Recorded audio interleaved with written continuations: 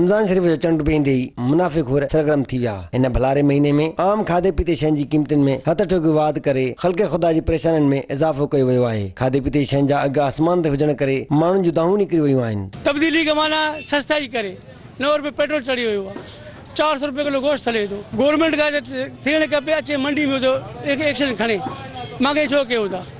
शक्कर मंडी वञे जिते वॾा वॾा मंडी आहिनि, वॾा भागू आहिनि जेके वक़्त खां फ़ाइदो वठनि था।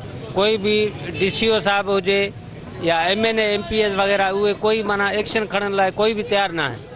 तो हिननि जे मथां ज़ाहिर आहे जंहिं माना आवाम हिननि खे जंहिं हद ताईं पहुचायो आहे, जंहिं उहिदे ते पहुचायो आहे, ज़ाहिर आहे हिन खे खपे आहे त एक्शन खणनि हा।